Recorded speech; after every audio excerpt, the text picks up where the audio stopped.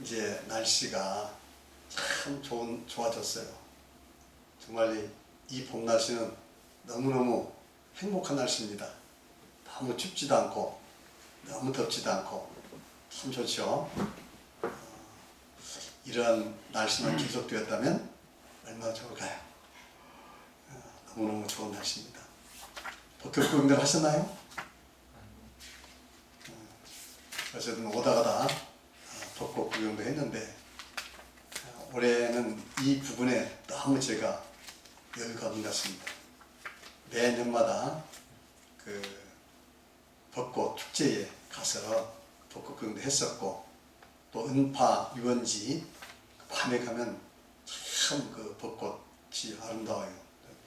라이트가 쫙 비춰져 가지고 정말 그 아름다운 그 벚꽃길인데 그것도 못 가봤습니다. 굉장히 지금 제가 바빠요. 또 글을 써서 뭐 좀 글을 써야 하고 뭐 해야 하고 밤은 꼬박새기도 하고 그런 지금 일이 있었습니다만, 어쨌든 또 하루하루가 하나님 은혜 가운데서 행복하게 지나가고 있습니다. 너무 감사를 드리고요. 오늘 이 시간에는 지난 시간에 이어서 25장을 마저 좀 빨리 마치도록 하겠습니다. 자, 25장은 큰 줄기는 바울 사도가 가이사, 즉 로마 황제에게 직접 상소를 하는 그러한 내용이 주가 되겠습니다. 왜냐하면 바울 사도는 로마의 시민권이 있죠. 그 로마의 시민들은 황제에게 직접 상소할 수 있는 권한이 있습니다. 그래서 예루살렘에서 재판을 받게 되면 자칫하면 죽을지도 모르는 목숨의 위협이 있기 때문에 이제 직접 가이사에게 상소를 하고 그래서 로마까지 가게 되는 이러한 것으로서 사도행전이 마칩니다. 오늘 베수도가 부인한 지 3일 후에, 이 베수도는 누구라고 했죠? 베수도는 총독이죠. 우리가 아는 이 신약에서 총독 3명 있죠. 첫째, 예수님 당시 빌라도, 그 다음에 벨릭스, 그리고 베스도, 지금 이제 세 번째 로마의 총독입니다. 그래서 벨릭스가 떠나고 베스도가 부인한 지 3일밖에 안 됐어요. 가이사랴에서 예루살렘으로 갑니다. 가이사랴는 어디라고 했죠? 가이사랴는 로마 황제를 기념하는 도시죠. 그래서 특별히 헤롯 왕이 이곳을 아주 그 로마 양식으로 도시를 건설해 놨어요.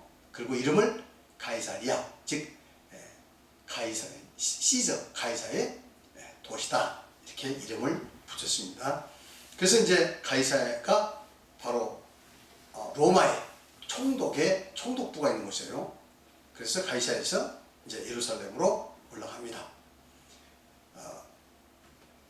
물론 왜냐하면 이제 예루살렘 올라가서 그 왕도 봐야겠죠.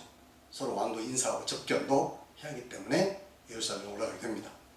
대제사장들과 유대 인중 높은 사람들이 바울을 고소할세.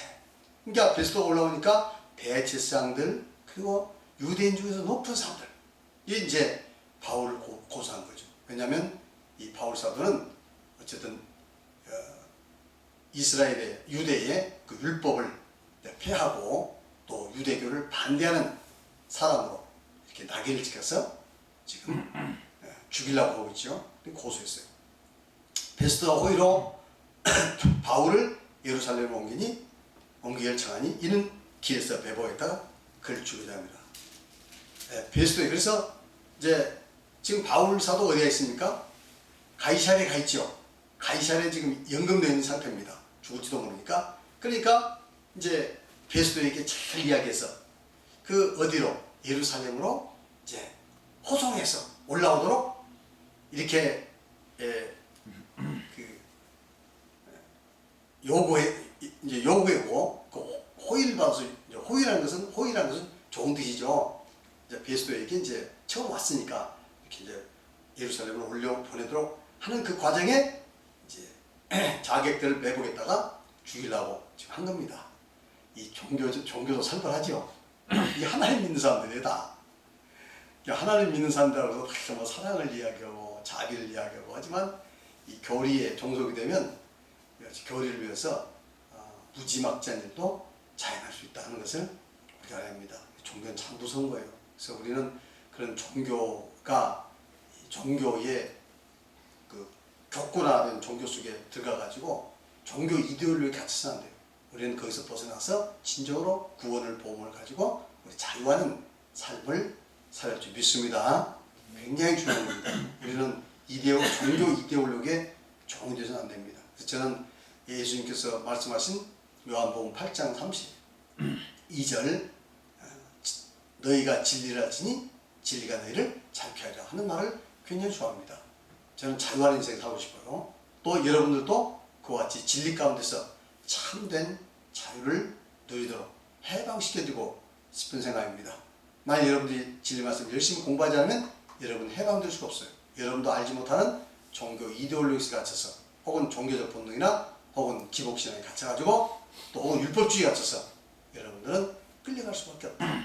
그러나 거기서 벗어나서 우리는 참된 자유를 얻어야겠습니다. 자, 4절 베스도가 대답하여 바울이 가이사랴에 구류된 것과 자기도 멀지 않아 떠날 것을 말하고 이제 예루살렘에 올라가서 자기도 멀지 않아 이제 떠날 것을 이야기하죠. 베스도가 또 이르되 너희 중 유력자들은 나와 함께 데려가서 그 사람에게 만일 옳지 않은 일이 있거든 고발하라.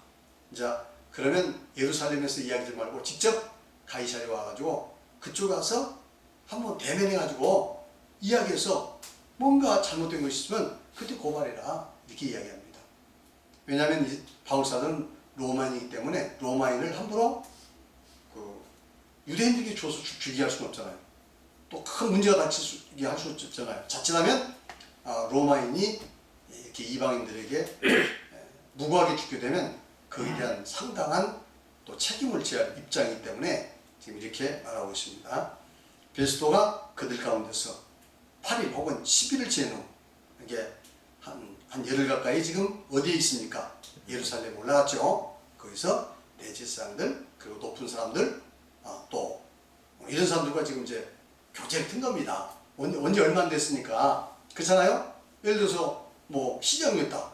그러면 어떤 사람이 시장으로 왔으면 이제 그 유지를 만나잖아요. 시장으로 취임됐으면 먼저 뭐 합니까? 그 지방의 유지를 만나잖아요. 뭐 경찰서장 또 그 어떤 그런 행정기관장들 혹은 또 아주 유력한 사람 만나서 시정에 대해서 서로 그 이야기하고 서로 협조도 부탁하고 또 서로 이제 안면을 튼 거죠. 그런 지금 상황이에요. 여러분 보시면 자, 그 다음에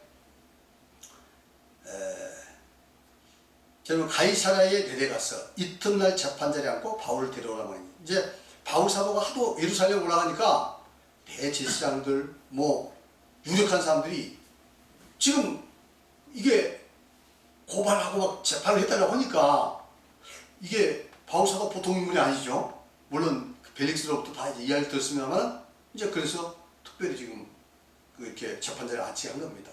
명하니 그가 나오매 예루살렘에서 내려온 유대인들이 들러서 여러 가지 중대한 사건으로 고발을 능히 증거를 내지만 막 이일제일 이야기하는데 증거가 없어요. 특별한 증거가 나오지 않아요. 항상 재판은 가장 중요한 건 뭐죠? 증거입니다. 증거제일주의. 그러니까 이런다는 거예요. 분명히 어디 살인사건이 났어. 내가 사람을 죽였어. 분명히. 그래서 나 자수해야겠다고 해가지고 자수를 한대요. 내가 뭐일에 그 살인사건에 내가 사람 죽였다. 자수를 해도 증거가 없으면 무죄랍니다. 아무리 내가 나 사람 죽였으니까 나 재판해달라 해도 그 정황 증거를 참 잡아서 확실한 게 없으면 안 된다는 거예요. 뭐 아시죠? 그러니까 이 재판이라는 것은 증거제일주의예요. 말만 쏟아내서는 안 돼요. 반드시 확실한 증거를 가지고 이렇게 데려가고 있어요. 그러니까 그 성경에서도 보면 송사에 있어서 한 두세 증인이 있어야 한다고 이야기해요. 또 증인만 가지고는 안 돼요. 왜냐하면 사람은 거짓으로 증인으로 죽을 수 있으니까 반드시 확실한 증거가 있어야 한다. 그럼에도 불구하고 이러한 증거 제일주의가 원칙인데, 그럼에도 불구하고 교권을 가진 사람들은 그 불충분한 증거를 가지고도 그냥 정황 증거, 정황이 그럴 것이다 하는 정황 증거, 뭐 이런 것만 가지고, 또 심증만 가지고, 혹은 무슨 뭐 증인을 이렇게 또 가짜로 세워본다든가 회유해서 그래서 사람을 벌주는 경우도 있습니다. 이게 악한이죠. 근데 이 증거를 대지 못하지라 바울이 변명하기를 유대인의 율법이나 성전이나 가이사에게는 내가 도무지 죄를 범하지 아니하나이다. 즉 난 유대 율법에도 죄 범한 것도 없고, 성전을 내가 범한 것도 없고, 또 가이사 로마 황제에게 나 죄 진 것도 없고, 나는 아무 죄 진 것도 없다고 지금 무죄를 주장하죠. 그러니까 무죄를 주장한, 아무리 무죄해도 지금 자기들이 신념에 맞지 않으니까 죽이려고 하지 않습니까? 그것은 교권을 가진 사람들이 예나 지금이나 하는 똑같은 일이다 하는 것을 알 수 있습니다. 베스토가 유대인의 마음을 얻고자 하여 바울들을 묻되 내가 예루살렘에 올라가서 이 사건에 대하여 내 앞에서 신문을 받으냐?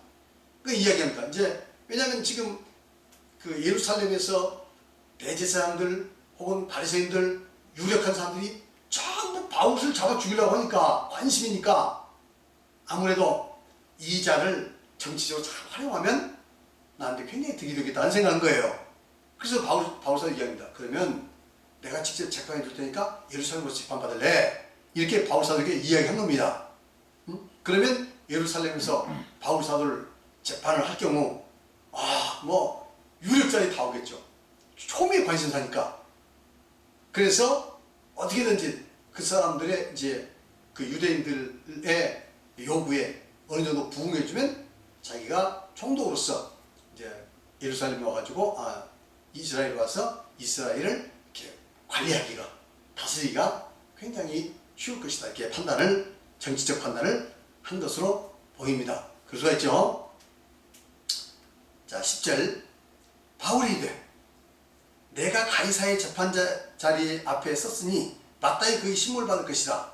당신은 또 잘 아시는 바와 같이 내가 유대인에게 불행한 일이 없나이다. 여기서 이제 내가 가이사의 재판 자리에 앞에 섰으니 이게 무슨 뜻일까요?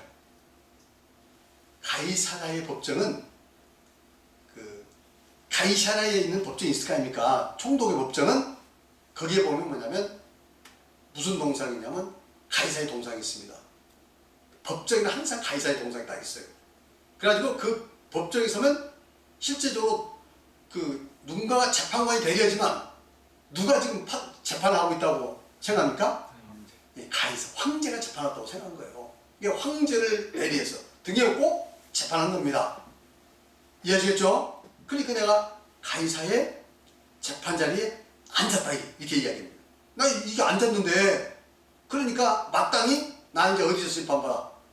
나는 가이사한테 심판받아야겠다. 즉 로마 황제에게 직접 심판받아야겠다. 이렇게 이야기를 합니다. 당신도 잘 아시는 바와 같이 내가 유대인들에게 불의를 행한 일이 없습니다. 근데 만일 자기를 불의한 일을 행한 일도 없는데 유대인들에게 데려가면 틀림없이 유대인들에게 가면서 자기에게 죽거나 아니면 어떤 형태인지 예루살렘에서 벗어나지 못하고 죽을 가능성이 많습니다. 그래서 절대 나는 예루살렘에 올라가지 않고 가이사에 가겠다고 이야기한 거죠. 만일 내가 불의를 행하여 무슨 죽을 죄를 지었으면 죽기를 사양하지 아니할 것이나, 당연하죠. 내가 죽을 죄를 지었으면 난 죽기를 사양하지 않겠다. 이건 당당한 거죠. 난 죽을 죄를 지지 않다는 거죠. 만일 이 사람들이 나를 고발하는 것이 다 사실이 아니면, 지금 유대인들이 엄청난 이야기를 했겠죠. 여러 이야기를 했겠죠. 그게 사실이 아니면 아무도 나를 그들에게 내줄 수 없는, 그러면 유대인들에게 내줄 수 없다. 왜냐하면 유대인들이 내주는 순간 얘는 죽음입니다. 돌에 맞아 죽든가 칼에 맞아 죽든가 어떤 형식이든지 살아날 수가 없습니다. 그러니까 나를 절대로 넘길 수 없습니다. 이렇게 지금 단호하게 이야기를 합니다. 그러니까 이 바울 사도도 자기 권리는 자기가 찾는 거예요. 본인이 하나님 믿는다고 하나님께 알아주시지 그게 아니고 정정당당하게 로마인으로서 로마 법에 따라서 자기는 심판받겠다. 나는 무고하게 그들의 손에 안 가겠다. 이야기를 한 겁니다. 그러니까 하나님께서는 우리에게 초자연적인 섭리를 통해서 일도하시지만 우리에게 주어진 이 그 사회적인 보편적인 여건도 우리가 잘 활용해서 그것이 하나님께 유익하고 또 내가 하나님을 하는 데 있어서 그 유리하도록 우리는 그런 것도 잘 활용하고 역할을 바꿔 나가야 합니다. 중요한 거예요. 그래서 바울사도는 한번 생각해보세요. 바울사도의 길을 한번 생각해보세요. 얼마나 기사회적으로 많이 나타났나요? 저 16장에 가서 보면 그 귀신 들린 여자에게 귀신 내쫓았죠. 그걸로 인해서 이제 그 주인이 돈을 못 버니까 바울사도 어디 집어넣었죠? 옥에 집어넣었지. 그래 두들겨갖고 옥에 들어간 거예요. 자꾸 채인 거예요. 거기서 뭐 저녁에 찬송을 했죠. 기도했죠. 옥터가 흔들리고 옥문이 열리고 창고가 풀리고 얼마나 큰 기적이 나타났습니까? 하나님께서 함께 있어요. 그런데 나중에 그 간수가 이 바울사도가 로마인 걸 알고 자기 상관에게 보고하니까 상관이 깜짝 놀랐죠. 로마인을 영장도 없이 구금도 하고 또 구타도 하고 그러니까 놀래가지고 쫓아와서 그냥 와서 나가시다고 하니까 이제 저기 어떤 관리가 와서 이야기하니까 나 못 나가겠다. 당신 상관인 들어와서 나를 저기 데려가거라. 아주 당당하게 이야기를 하죠. 그러니까 그 이제 상관을 보고 상관이 놀려가서 바울사도 와서 아주 극진히 대접해서 나가게 했잖아요. 그래서 이거 뭡니까? 뭐 거기서 영적 다 이해하고 갈 수도 있죠. 그러나 바울사도는 불필요하게 자기가 부당한 그 대우라든가 이런 것에 대해서 불필요하게 그것을 감수하지 않고 정정당당하게 법대로 최선을 다하고 그래도 안 됐을 때는 숭배라도 하는 거죠. 그겁니다 우리가. 그러니까 우리가 이 정정당당하게 우리 주어진 권리 법대로 하되 안 되면 우리는 포기할 수도 있고 때로는 부당하게 대우받아서 최선의 방법으로 대응했지만 안 되면 순교도 하는 겁니다. 그리고 하나님 의지하는 것이고 저는 이렇게 생각합니다. 자, 그 다음에 그러면서 하는 말이 사람 내가 가이사에게 상소한다. 정식으로 시저에게 뭐 한다고요? 상소한다고 이야기합니다.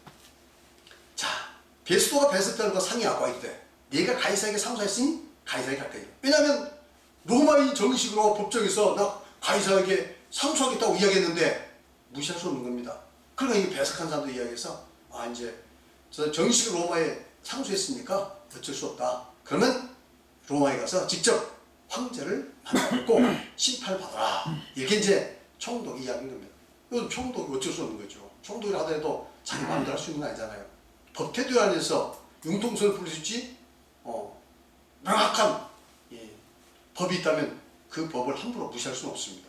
그래서 이 바울사도는 로마인이고 또 얼마나 똑똑한 사람이에요. 법도 잘하고. 그러니까 정식으로 지금 상소를 했습니다. 자, 수일 후에 아그리파 왕이 버니게가 아그리파 왕과 버니게가 베스도를 문하러 가이사에 왔어. 여기서 이제 아그리파 왕은 누구냐면 예수님 당시 헤롯 있죠. 예수님 당시 헤롯 대왕에게 위대함이 굉장히 역사적으로 그 예수님 당시에 그 어린아이들 죽인 베들레헴 어린아이들 죽인 헤롯 왕 있잖아요. 성경에서는 가장 악한 왕 같지만 역사적으로는 대단히 위대한 인물이에요. 그래서 헤롯 더 그레이트, 헤롯 대왕이라고 이야기합니다. 그리고 그 아들이 헤롯 아그리파. 지난번에 저 앞에서 헤롯이 그 추계마다 죽은 경우가 있었죠. 자기가 그 교만해가지고 그런 사건이 있어요. 그 이제 그 아들. 그리고 이 아그리파는 헤롯의 손자입니다. 헤롯 아그리파. 왕 이제 그 유대 나라를 다스리고 있죠.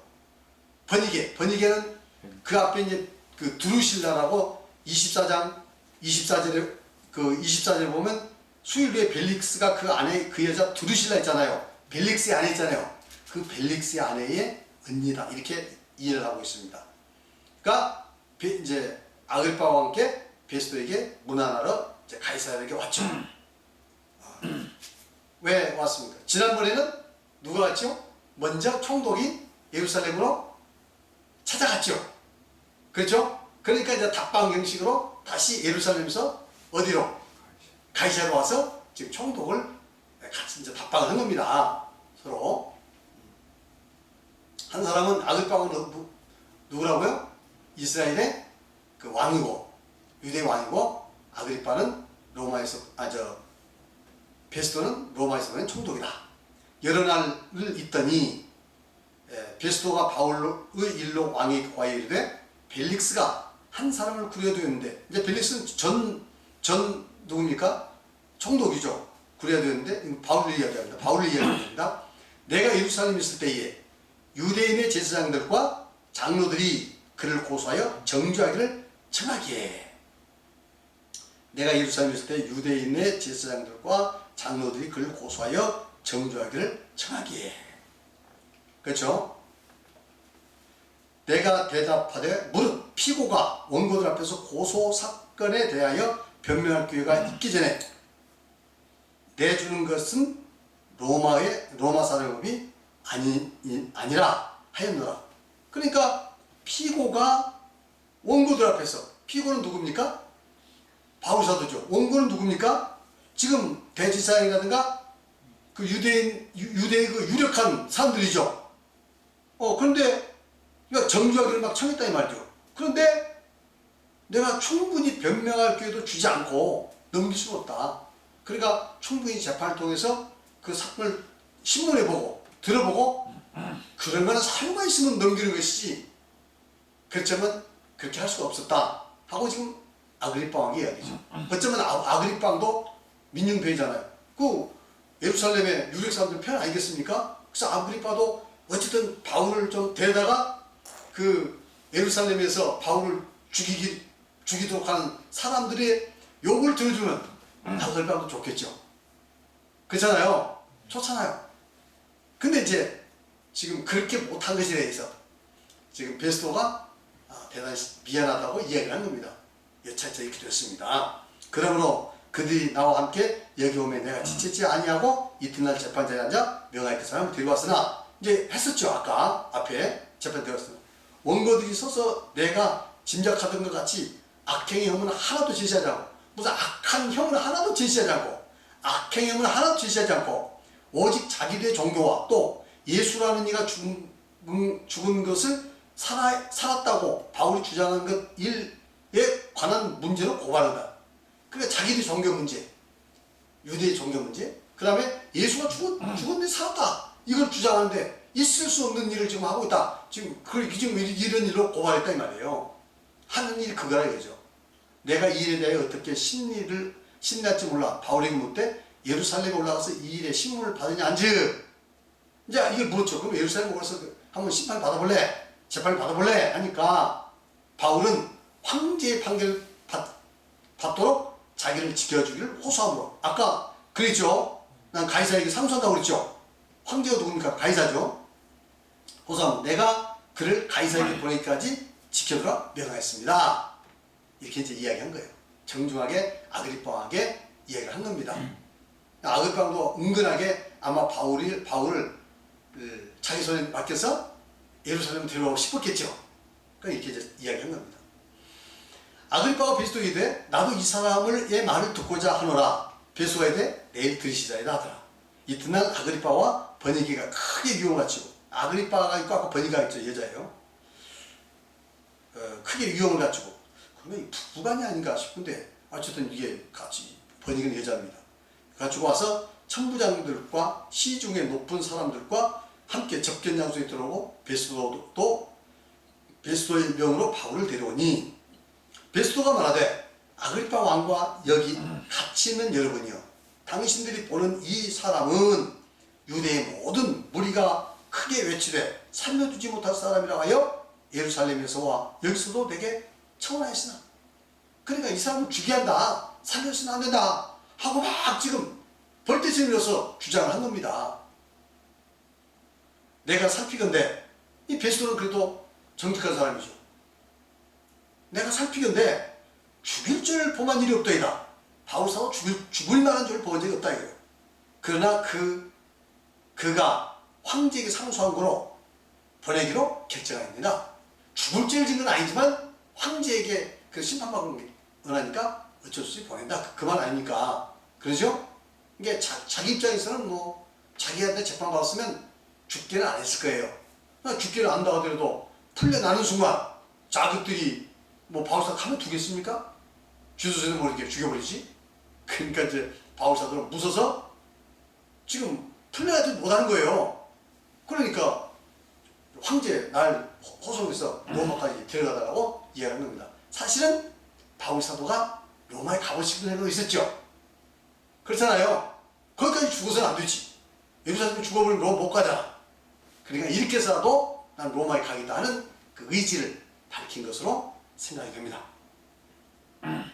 자, 그에 대하여 황제께 확실한 사실을 알 것이 없으므로 그에 대하여 황제께 아그리빠 왕을 황제라고. 그에 대해 황제께 확실한 사실을 알 것, 말하자면 이제 가이사에게 보낸다 하더라도 뭔가 여기서 죄목을 찾아서 보내는데 황제에게 재판을 지금 보내려도 뭔가 이게 그 재판거리가 없는 거예요. 그렇죠? 그 이야기죠. 그러니까 내가 시저에게 확실한 사실을 알릴 것이 없기 때문에 신문한 후 상소할 자리가 있을까요? 당신들 앞에, 특히 아그리빠 왕 당신 앞에 걸려야 된다. 뭔가 이제 아무리 사람 고발해도 그 어떤 고발이 요건이 있는 게 아니에요. 그 고발의 그 요건이 안 되면 기각입니다. 기각이에요. 그래 황제에게 지금 사람은 벌떼처럼 죽이려고 하고, 그러니까 바울사들은 여기서는 부당한 재판이어서 재판을 받을 수 있기 때문에 나는 안 하겠다. 황제에 가겠다. 그럼 황제에게 보내려면 뭔가 조서를 꾸며서 죄목을 만들었는데 이 죄목이 없는 거예요 지금 베스토가. 그러니까 이제 골치가 아픈 거야. 황제에게 보내려도. 그래서 다시 한번 지금 이 아그리빠 왕이 온 가운데서 뭔가 지금 그 고소할 만한 뭔가를 찾아보려고 지금 한다 이 말이에요. 그러니까 이 베스토는 나름대로 굉장히 정직한 사람이에요. 상당히 정직하고 합리적이고 이런 사람이라고 이렇게 평가가 됩니다. 27절. 그 죄목도 밝히지 않냐고 죄수를 보내는 것이 무리인 줄 아나이다. 죄목도 밝히지 않고 죄수를 보내는 것. 그러죠? 이건 무리다. 지금 이렇게 이야기를 합니다. 오늘 이제 25장까지 이렇게 했는데 어떻게 재밌습니까? 네. 재밌습니다. 재밌어요? 네. 참 이 사도행전 읽어보면 참 재밌습니다. 바울사도는 이렇게 험한 꼴을 많이 겪으면서도 복음을 전했던 1년 때문에 지금 이렇게 초질과 노력을 하고 있습니다. 또 하나님께서 이런 그 어려운 가운데서도 또 바울사 지켜주시잖아요. 초자연적으로도 지켜주시나 천사가 와서 지켜주기도 하고, 또 이와 같이 유대인들이 죽이려고 할 때 천부장이 와서 또 이렇게 보호해서 지켜주기도 하고, 또 그 다음에 이제 아주 정치적인 세력화가, 정치적인 유력한 사람들이 바울사도 잡아 정식으로 그 예루살렘 재판장에 세워서 죽이려고 하니까 또 누가 보여줍니까? 총독 벨릭스 베스도가 보여주죠. 그리고 이제 결국 바울사도는 예루살렘에서 어느 정도 자기 소개 목적 달성하고 이제 피의자 신분으로 로마까지 가긴 하죠. 자기 뜻이 이루어집니다. 하나님께서 이런 방법으로도 결국 뜻을 이룬다. 그럴 때는 우리가 하나님의 뜻 안에서 하나님의 뜻에 맞도록 우리 자신을 끊임없이 반사하고 노력하는 것이 중요합니다. 그러면 반드시 하나님께서 좋은 길을 열어주실 것으로 저희들은 믿습니다.